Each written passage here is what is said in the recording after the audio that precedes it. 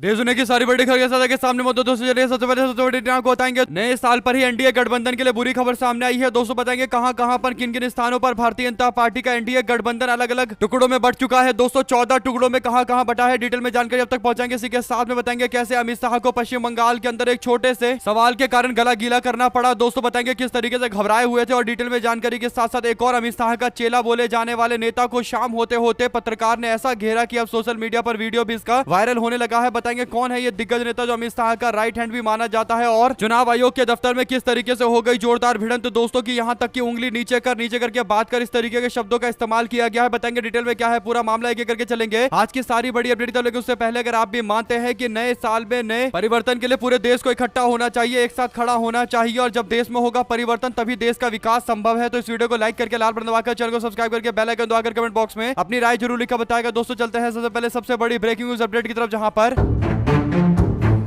साल 2026 का आज पहला दिन है दोस्तों। 1 जनवरी 2026 की सारी बड़ी अपडेट में सबसे पहले जनवरी के इस महीने में सबसे बड़ा चुनाव कहे जाने वाले महाराष्ट्र के 29 महानगर पालिका के चुनाव को लेकर 30 दिसंबर को नामांकन की प्रक्रिया खत्म हो गई है दोस्तों। इसके बाद पता चल चुका है कि कौन सी पार्टी कहां से चुनाव लड़ रही है और इसके बारे में जब डिटेल में जानकारी निकाली गई तो पता चला कि एनडीए गठबंधन कुल मिलाकर टोटल 29 महानगर पालिकाओं के चुनाव में 14 जगह पर कई अलग अलग टुकड़ों में होकर चुनाव लड़ रही है दोस्तों। जो जानकारी है उसके अनुसार एनडीए गठबंधन पुणे के महानगर पालिका के साथ साथ पिपड़ी, चिचवड़ और नासिक के साथ नांदेड़ और अमरावती, मालेगांव, अकोला के साथ साथ मीरा भाईंदर, नवी मुंबई, धुले, उल्हासनगर और सांगली, छत्रपति संभाजी नगर और जालना म्युनिसिपैलिटी कॉर्पोरेशन के अंदर अलग अलग तरीके से चुनाव लड़ रही है। यानी एनडीए गठबंधन इन 14 इलाकों के अंदर अलग चुनाव लड़ रही है। इससे पता चल रहा है कि एनडीए 29 में से 14 जगह पर आपस में टूटकर चुनावी मैदान में उतरकर एक दूसरे को नुकसान पहुंचा रही है और एनडीए गठबंधन की एकजुटता को लेकर जो दावे किए जा रहे थे वो केवल एक ढकोसला साबित होता जा रहा है। और मोदी सरकार के केंद्रीय मंत्री ने भी बीजेपी से अलग होकर चुनाव लड़ने का ऐलान किया है दोस्तों। मुंबई के महानगर पालिका चुनाव में केंद्रीय मंत्री और रिपब्लिकन पार्टी ऑफ इंडिया के प्रमुख यानी बाबा साहब भीमराव अंबेडकर की पार्टी के प्रमुख रामदास अठावले ने बीजेपी और शिवसेना के साथ मिलकर चुनाव लड़ने का फैसला लिया था, लेकिन मन मुताबिक सीट नहीं मिलने के बाद अठावले का भी मोह भंग हो गया और उन्होंने 7 सीटें देने के फैसले का विरोध करते हुए कहा कि हमारी पसंद की एक भी सीटें हम लोगों को नहीं दी गई, इसीलिए अठावले ने 38 सीटों पर चुनाव लड़ने का अकेले चुनाव लड़ने का ऐलान कर दिया। महाराष्ट्र के महानगर पालिका चुनाव इसलिए जरूरी होते हैं दोस्तों की महानगर पालिकाओं में भी अच्छा खासा बजट होता है, चाहे बीएमसी हो जहां पर 74,000 करोड़ के आसपास का बजट है, पीएमसी यानी पुणे के महानगर पालिका के अंदर तकरीबन 10,000 करोड़ के आसपास का बजट है। ऐसे ही नागपुर के महानगर पालिका में तकरीबन 6,000 करोड़ के आसपास का बजट है। ऐसे ही ठाणे की बात करें तो तकरीबन 5,000 करोड़ के आसपास का बजट है। तो ऐसे में जितने भी नगर पालिका है, महानगर पालिका है, उनके पास अच्छा खासा बजट है और बीएमसी का बजट तो पूरे देश के अंदर भारत के 2 राज्यों से भी ज्यादा है। यानी अगर गोवा और हिमाचल प्रदेश की बजट की बात करें तो उससे ज्यादा बजट अकेले महानगर पालिका बीएमसी के पास है और यही बड़ा कारण है कि राजनीतिक पार्टियां पूरी तरीके से इसे किसी राज्य के चुनाव के तौर पर देखते हैं दोस्तों। अगर आप भी मानते हैं कि एनडीए गठबंधन अगर 29 में से 14 जगह पर अलग अलग होकर चुनाव लड़ रही है तो इसका सीधा मतलब यह है कि पहला चुनाव जो 2026 के अंदर होने जा रहा है उसमें महागठबंधन को सबसे बड़ी सफलता मिलेगी। यानी महाविकास अघाड़ी गठबंधन रिकॉर्ड स्तर पर जीतता हुआ नजर आएगा। तो अपनी राय जरूर लिखकर बताएगा, ज्यादा से ज्यादा वीडियो को शेयर कीजिएगा। साथ साथ दोस्तों एक गलत राज्य के अंदर प्रेस कॉन्फ्रेंस करके होशियारी दिखाने लगे थे अमित शाह, लेकिन हुआ कुछ ऐसा कि मुंह बना दिया गया दोस्तों। दरअसल हुआ यह कि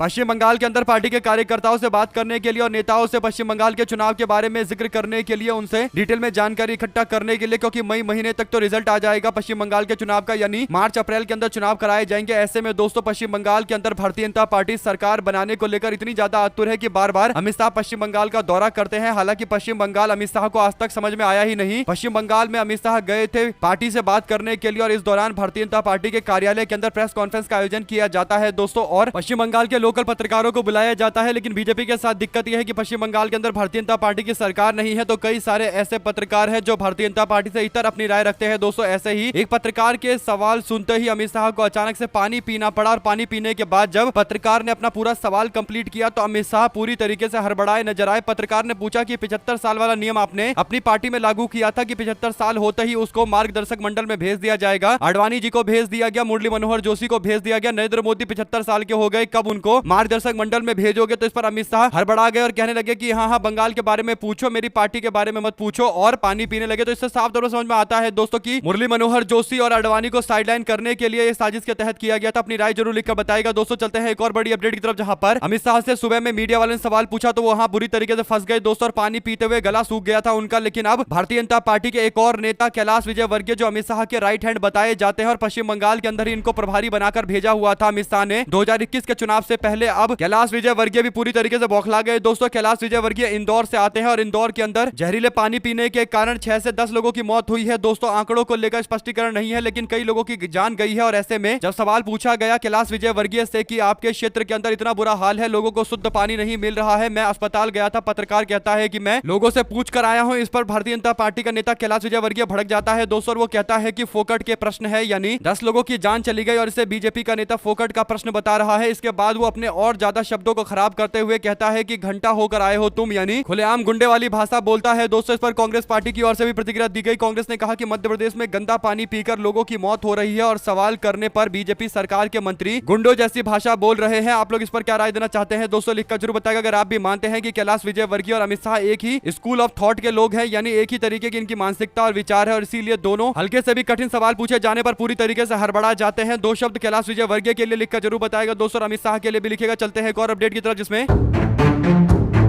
उपेंद्र कुशवाहा की पार्टी आरएलएम पार्टी के भीतर घमासान लगातार जारी है दोस्तों। आरएलएम के 3 से 4 विधायक नाराज चल रहे हैं और खुलकर अपनी नाराजगी को जता भी रहे हैं। नाराज विधायक एक बार फिर से एक साथ फ्रेम में आकर सीतामढ़ी के बाजपट्टी के विधायक रामेश्वर महतो ने फेसबुक पर पोस्ट करते हुए कहा कि हम सब एकजुट हैं, आज भी साथ थे और आगे भी साथ रहेंगे। एनडीए की मजबूती और बिहार के सर्वांगीण विकास के लिए पूरी तरीके से संकल्पित है, हम लोग साथ में हैं। एनडीए गठबंधन को लेकर जय एनडीए का नारा लगा रहे हैं। दरअसल उपेंद्र कुशवाहा के 4 में से 3 विधायक बागी हो गए हैं और तीनों के तीनों विधायक एक दूसरे के साथ मुलाकात करते हैं, फोटो खिंचवाकर सोशल मीडिया पर डालते हुए कहते हैं कि वो एनडीए गठबंधन के साथ में है, यानी उपेंद्र कुशवाहा से बगावत कर चुके हैं और एनडीए को अभी भी सपोर्ट देने की बात कर रहे हैं। इसका सीधा मतलब यह है कि उपेंद्र कुशवाहा के साथ बीजेपी ने बड़ा गेम चल दिया है। यही बड़ा कारण है दोस्तों कि उपेंद्र कुशवाहा से नाराज होकर विधायक बीजेपी के राष्ट्रीय अध्यक्ष से मुलाकात कर रहा है और उसके बाद 3 जने बैठकर फोटो खिंचाकर कह रहे हैं कि हम लोग आपस में एकजुट और एनडीए गठबंधन को सपोर्ट कर रहे हैं। अगर आप भी मानते हैं कि उपेंद्र कुशवाहा की पार्टी को कोई अगर तोड़ने की कोशिश कर रहा है तो वो भारतीय जनता पार्टी और उसके बड़े नेता हैं, जो अपने सहयोगियों को सबसे पहले निपटा देते हैं, उसके बाद धीरे धीरे करके पूरे राज्य के अंदर एक छत्र राज्य काबिज करने की कोशिश करते रहते हैं। और इसी के कारण कुशवाहा भी अब भारतीय जनता पार्टी के चपेट में आए हैं दोस्तों। आने वाले दिनों के अंदर जरूर भारतीय जनता पार्टी कहीं ना कहीं हम पार्टी यानी जीतन राम मांझी की पार्टी को भी इसी तरीके से ठिकाने लगा सकती है। आप लोगों की क्या राय है पूरे मामले पर, लिखिएगा जरूर साथ साथ दोस्तों।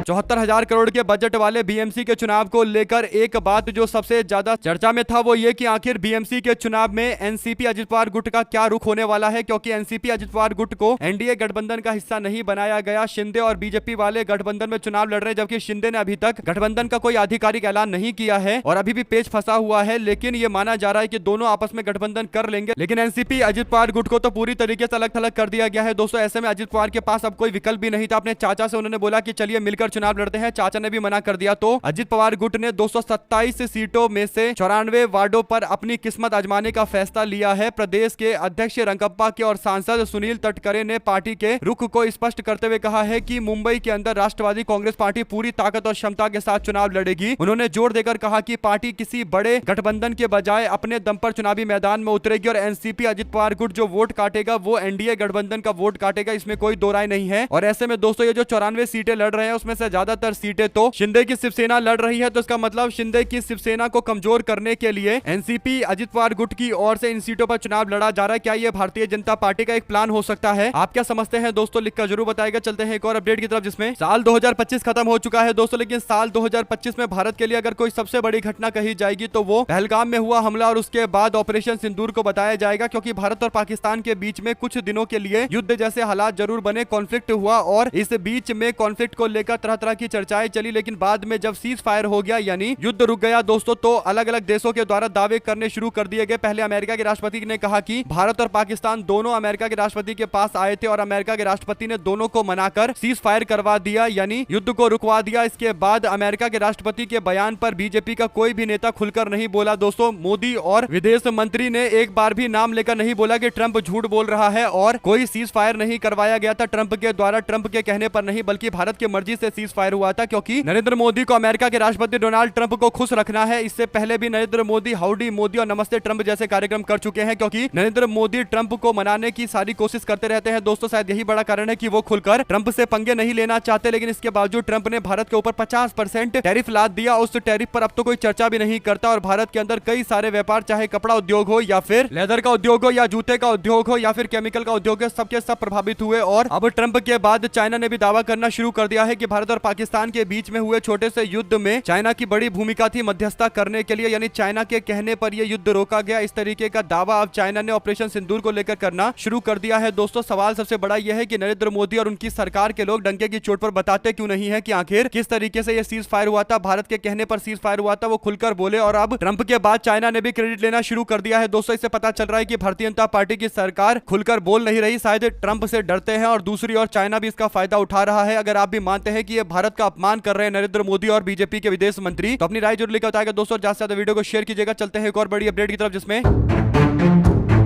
तृणमूल कांग्रेस के राष्ट्रीय महासचिव अभिषेक बनर्जी ने एक बड़ा दावा किया। दरअसल वो अपने 10 सांसदों के साथ में पश्चिम बंगाल सरकार के कुछ वरिष्ठ मंत्रियों के साथ में सीईसी यानी मुख्य चुनाव आयुक्त ज्ञानेश कुमार से मुलाकात करने के लिए पहुंचे। ज्ञानेश कुमार से इनकी मुलाकात तकरीबन 2.5 घंटे चली, लेकिन चुनाव आयोग ने उनके द्वारा उठाए गए सवाल का कोई ठोस जवाब नहीं दिया। इन्हीं बातों का जिक्र करते हुए अभिषेक बनर्जी ने कहा कि हम लोग इससे पहले 28 नवंबर को उनसे मुलाकात करने के लिए गए थे, तब भी हमारी बातें नहीं सुनी गई। फिर हम लोग चुनाव आयोग के पास वापस से गए, अब भी हमारी बातें नहीं सुनी गई है। लेकिन बैठक को लेकर अभिषेक बनर्जी जो दावा करते हैं वो काफी ज्यादा इंटरेस्टिंग है। दोस्तों दिलचस्प, वो कहते हैं कि बैठक के दौरान एक घटनाक्रम का जिक्र करते हुए कि मुख्य चुनाव आयुक्त उनकी तरफ उंगली दिखाकर बातें कर रहे थे, बार बार उनको उंगली दिखा रहे थे, यानी अभिषेक बनर्जी को उंगली दिखाकर अभिषेक बनर्जी के ऊपर प्रभाव डालने की कोशिश कर रहे थे, एक तरीके से डराने का प्रयास कर रहे थे, डोमिनेट करने की कोशिश कर रहे थे। तो अभिषेक बनर्जी ने कहा कि मैंने इसका जवाब दिया, मैंने साफ शब्दों में बोला कि उंगली नीचे करके बात करो। आप मनोनीत हो, आप लोग नॉमिनेटेड लोग हो, आपको एक लोग दो लोग बैठकर अपने मन से चुन लेते हैं, लेकिन हम तो जनता के द्वारा चुने गए लोग हैं, हम लोग निर्वाचित लोग हैं, आप लोग मनोनीत लोग हो, आपको हमेशा हमारे अंदर काम करना पड़ेगा, हम किसी के दास या गुलाम नहीं हैं, हमें डायरेक्ट जनता ने चुनकर यहाँ पर भेजा है। उन्होंने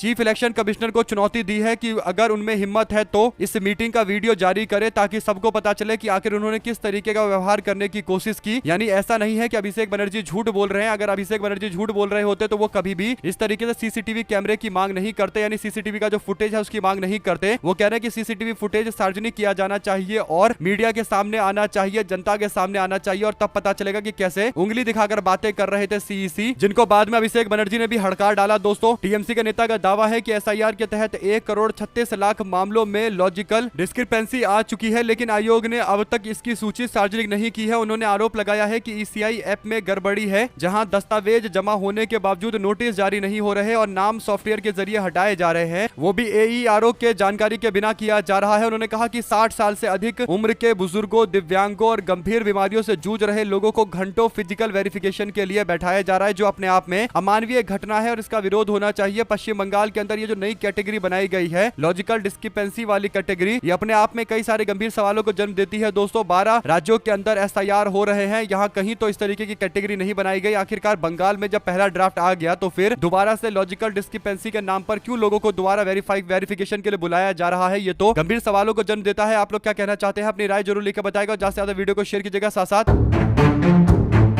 एसआईआर में राजनीतिक दलों की ओर से 2,07,000 दावे दर्ज कराए गए हैं। पश्चिम बंगाल में 2026 में होने वाले विधानसभा चुनाव से पहले विशेष गहन पुनर्निरीक्षण यानी एसआईआर के मसौदी सूची प्रकाशित होने के बाद राजनीतिक दलों की ओर से 2,07,000 दावे और आपत्तियां दर्ज करवाई गई है। पश्चिम बंगाल के मुख्य निर्वाचन अधिकारी की ओर से जारी दैनिक बुलेटिन में बताया गया है कि ड्राफ्ट इलेक्टोरल रोल के प्रकाशन के बाद 17 दिसंबर से 30 दिसंबर के बीच में राजनीतिक पार्टियों ने तकरीबन 2,07,000 के आसपास आपत्तियां दर्ज करवाई है। बुलेटिन में दिए गए आंकड़ों के मुताबिक सबसे ज्यादा राष्ट्रीय पार्टी के तौर पर देखें तो भारतीय जनता पार्टी ने 61,000 के आसपास आपत्ति दर्ज करवाई है, जबकि राज्य पार्टी की बात करें तो तृणमूल कांग्रेस ने तकरीबन 77,000 के आसपास आपत्तियां दर्ज करवाई है और फॉरवर्ड ब्लॉक की ओर से 1885, कांग्रेस ने 18,733 आपत्तियां दर्ज करवाई है। ऐसे ही सीपीआईएम ने 49,000 के आसपास आपत्तियां दर्ज करवाई है। तो टोटल आंकड़ा 2,07,000 के आसपास पहुंच चुका है। इन आपत्तियों के ऊपर अब जब चुनाव आयोग फिर से वेरिफिकेशन करेगा तब वो निर्णय लेने वाला है। देखते हैं क्या फैसला वो लेते हैं, लेकिन आपत्तियां बड़े स्तर पर आनी शुरू हो गई है और आने वाले दिनों के अंदर और भी आपत्तियां दर्ज करवाई जा सकती है। इसके बाद अब चुनाव आयोग की ओर से भी बयान दिया गया है। दोस्तों चुनाव आयोग ने आरोप लगाए हैं और अभिषेक बनर्जी के द्वारा दिए गए टिप्पणी पर जवाब देते हुए कहा है कि ये जो आरोप लगाए गए हैं सोचे समझे और बिना सबूत वाले आरोप है। इलेक्शन सिस्टम को धमकाने और वैधानिक प्रक्रिया को पटरी से उतारने की एक घटिया प्रयास प्रतीत होता है। बयान में कहा गया कि इनमें लगाए गए आरोप सोचे समझे बिना सबूत वाले और SIR 2026 के संबंध में वैधानिक कर्तव्यों का निर्वहन करने वाले अधिकारियों को डराने धमकाने की एक घटिया प्रयास प्रतीत होती है। आयोग ने कहा कि इलेक्शन सिस्टम को दबाव में लाने के लिए और प्रक्रिया को पटरी से उतार कर डिजाइन की गई डराने धमकाने वाली चालें निस्संदेह विफल होंगी। चुनाव आयोग ने कहा कि जिन्हें उसने लगातार और मनगढ़ंत शिकायतें बताई उन्होंने पूरी तरीके से सोची समझी साजिश के तहत ऐसा किया था। ECI के बयान में कहा गया कि इन लगातार और मनगढ़ंत शिकायतों के पीछे साजिश है और कानून का शासन और सच्चाई की जीत होगी। राज्य में चुनाव तंत्र पूरी तरीके से केवल जनहित में दृढ़ता के साथ नहीं बल्कि ईमानदारी के साथ भी काम करने के लिए प्रतिबद्ध है। कुल मिलाकर दोस्तों राज्य के अंदर चुनाव अधिकारी जो काम कर रहे हैं उनको डराने की कोशिश कर रहे हैं। अभिषेक बनर्जी इस तरीके के दावा कर रहे हैं। चुनाव आयोग हालांकि डायरेक्ट नाम तो वो ले नहीं सकते तो फिर इनडायरेक्ट तरीके से निशाना साधते हुए चुनावी प्रक्रिया में दखल देने जैसी बातें चल रही है। आप लोग इस पर क्या प्रतिक्रिया देना चाहते हैं लिखकर जरूर बताएगा। साथ साथ चलते हैं एक और अपडेट की तरफ जहां पर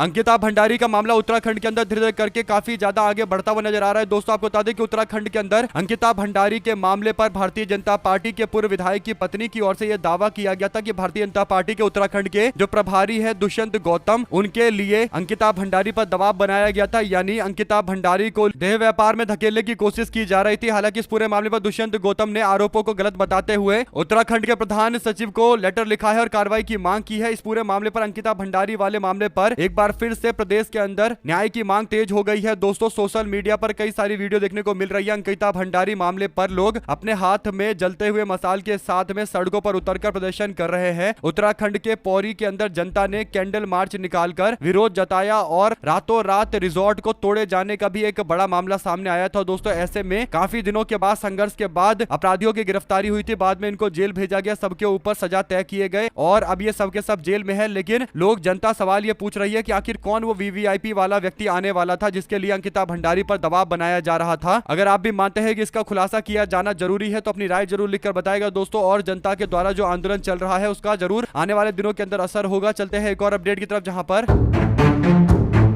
मोदी सरकार को लेकर निशाना साधते हुए सुप्रीम कोर्ट के वरिष्ठ वकील प्रशांत भूषण कहते हैं कि नरेंद्र मोदी की सरकार में देश के अंदर ना तो हवा साफ है, दिल्ली समेत आसपास के पूरे उत्तर भारत के इलाकों में देखोगे तो प्रदूषण की स्थिति काफी भयावह है दोस्तों। और पानी इतना दूषित है कि इंदौर के अंदर 10 लोगों की जान चली गई, कफ सिरप पीने से कई बच्चों की जान चली गई और खराब खाने से कई भेड़िया मर गए, ये भी खबर आई थी दोस्तों। और त्रिपुरा का भारत का एक नागरिक जब उत्तराखंड जाता है तो उसे चाइनीज बताकर उसकी हत्या कर दी जाती है। भाजपा शासित राज्यों के अंदर ही ऐसा हो रहा है, यानी बीजेपी के शासन काल के दौरान विश्व गुरु तो भारत बना नहीं लेकिन विश्व गुरु जरूर बन गया है, यानी जहर वाला गुरु जरूर बन गया है। प्रशांत भूषण की इस बात पर आपकी क्या राय है दोस्तों? अगर आप भी इस बात से इत्तेफाक रखते हैं तो कमेंट बॉक्स में अपनी राय जरूर लिखकर बताएगा। ज्यादा से ज्यादा वीडियो को शेयर कीजिएगा। इसी के साथ में बड़े दिनों के बाद भारतीय जनता पार्टी के नेता संबित पात्रा अब मीडिया में आने लगे हैं और बंगाल चुनाव को लेकर टिप्पणियां करने लगे हैं। संबित पात्रा मीडिया में आकर बोलते हैं कि आप शाह को धमकी नहीं दे रही, देश को धमकी दे रही है। सीएम ममता बनर्जी के बयान पर यह प्रतिक्रिया सामने आई है दोस्तों। ममता बनर्जी ने कहा था कि आपको अपने आप को भाग्यवान मानना चाहिए अमित शाह को कि आपको बाहर आने दिया जा रहा है, होटल के बाहर आने दिया जा रहा है। अगर हम चाहते तो आप होटल से एक कदम बाहर नहीं रख पाते। अमित शाह को इस तरीके से ममता बनर्जी की टिप्पणी पर संबित पात्रा का दावा है कि अमित शाह को धमकी दी गई है। वो दावा कर रहे हैं कि ये अमित शाह को नहीं बल्कि देश को धमकी दे दी गई है, यानी दोस्तों कुछ अता पता ही नहीं है, कुछ भी बोल रहे हैं संबित पात्रा आकर। अगर आप भी मानते हैं कि अमित शाह वहां जाकर राजनीति करेंगे तो ये बयान ममता बनर्जी दे रही है तो ये अमित शाह को धमकी दे रही होंगी। ये देश को धमकी देना कैसे हो जाएगा? यानी बीजेपी वालों को कुछ भी बोल देना देश के खिलाफ बोल देना होता है दोस्तों। यानी भाजपा वाले अपने आप को भारत देश समझते हैं और यही बीजेपी वालों की सबसे बड़ी गफलत है दोस्तों। दो शब्द जरूर लिखकर बताएगा बीजेपी वालों के बारे में जो हर चीज में देश और भारत को घुसा देते हैं और अपने खिलाफ की गई टिप्पणी को देश के खिलाफ टिप्पणियां बताने लगते हैं। साथ साथ दोस्तों बागेश्वर धाम सरकार के नाम से जो ऑफिशियल सोशल मीडिया पर अकाउंट चल रहा था इंस्टाग्राम पर, यानी धीरेन्द्र शास्त्री का सोशल मीडिया अकाउंट चल रहा था, उस पर पूरी तरीके से बैन लगा दिया गया है, उसको निलंबित कर दिया गया है। इंस्टाग्राम के अनुसार ये झूठ नफरत फैला रहे थे। ये जो अकाउंट था इससे पाखंड और अवैज्ञानिकता को फैलाया जा रहा था, इसलिए सस्पेंड किया गया है, जिस पर 18 लाख लोग जुड़े हुए थे। आपको क्या लगता है दोस्तों किन कारणों से सस्पेंड किया गया होगा? लिखकर जरूर बताएगा। चलते हैं एक और बड़ी अपडेट की तरफ जहां पर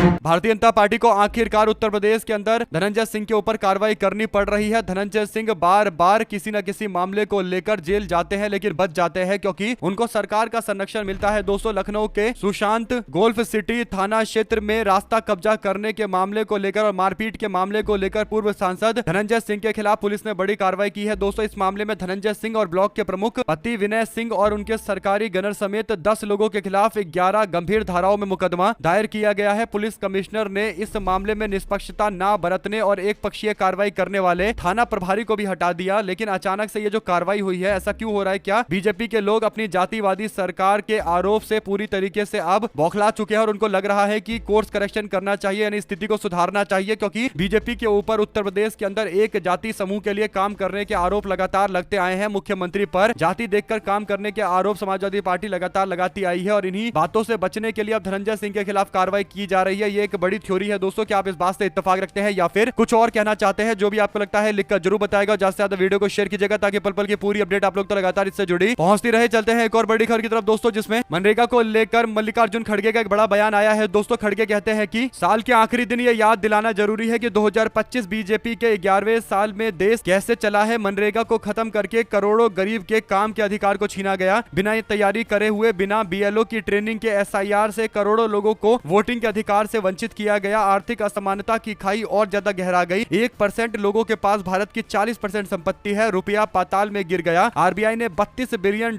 का इस्तेमाल करते हुए यूएस डॉलर के मुकाबले रुपया को मजबूत रखने की कोशिश की, लेकिन फिर भी वो कामयाब नहीं हो पा रहे। युवा बेरोजगारी दर बढ़ती जा रही है, अब चरम सीमा पर है। पेपर लीक माफिया का खेल जारी है। मोदी के मित्र नमस्ते ट्रंप ने हमारे देश पर वैश्विक स्तर पर सबसे ज्यादा टैरिफ लगाकर देश की अर्थव्यवस्था को बर्बाद करने की कोशिश की है। इसके बाद नड्डा जवाब देने के लिए आते हैं और कहते हैं कि मल्लिकार्जुन खड़गे भ्रम फैला रहे हैं। मनरेगा को हटाया नहीं गया है, बल्कि नाम तब्दील करके उसे नए तरीके से नए स्वरूप में रखा जा रहा है। कुल मिलाकर दोस्तों, सवाल तो सबसे बड़ा यही है कि आखिर जेपी नड्डा किस हैसियत से आकर जवाब दे रहे हैं? अब तो बीजेपी का राष्ट्रीय कार्यकारी अध्यक्ष बन चुका है, तो क्या जेपी नड्डा अभी भी बीजेपी के अध्यक्ष हैं? अगर हैं तो ये कौन सा तरीका है भाजपा का? इसकी जानकारी देनी चाहिए। आप लोग की क्या राय है दोस्तों? लिखकर जरूर बताएगा। हमारे से लगातार जुड़े रहेंगे सभी दोस्तों, भाइयों बहनों, मित्रों का बहुत बहुत धन्यवाद। आप लोग देख रहे थे आपका अपने चैनल जय हिंद जय भारत। वीडियो को शेयर किया, बहुत धन्यवाद।